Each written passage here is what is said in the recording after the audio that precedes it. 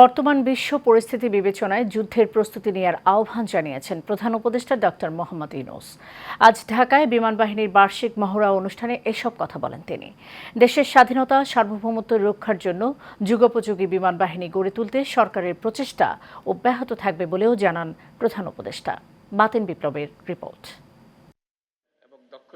চলমান পরিস্থিতিতে যুদ্ধের প্রস্তুতি না নেওয়াটা আত্মঘাতী। প্রস্তুতি নিতে হলে আধাআধির কোনো জায়গা নেই, জয়ের জন্যই প্রস্তুতি নিতে হবে। বিমান বাহিনীর বার্ষিক মহড়া অনুষ্ঠানে প্রধান অতিথির বক্তব্যে প্রধান উপদেষ্টা ডক্টর মোহাম্মদ ইউনূস এসব কথা বলেন।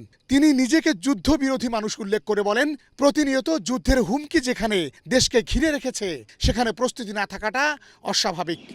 এখন আমরা যখন কথা বলছি তখন আমাদেরই কাছে ভারত পাকিস্তান যুদ্ধ হই হই অবস্থার মধ্যে রয়ে গেছে। সকালের খবরে দেখলাম হয়তো গুজব আজকেই শুরু হয়ে যাবে যুদ্ধ।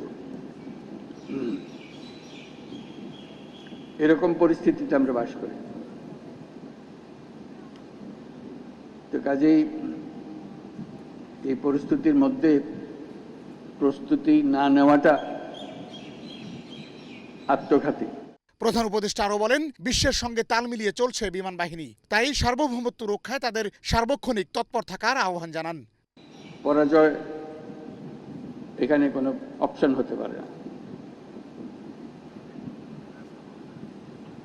কাজে আমাদের যে প্রস্তুতি, সেই প্রস্তুতি কত উচ্চ পর্যায়ে আমরা নিতে পারি সেটার চেষ্টা আমাদের থাকতেই হবে। অর্থনীতি দুর্বল অবস্থায় আছে উল্লেখ করে ডক্টর ইউনূস বলেন, বিগত সরকারের কারণে লুট হয়ে গেছে অর্থনীতি।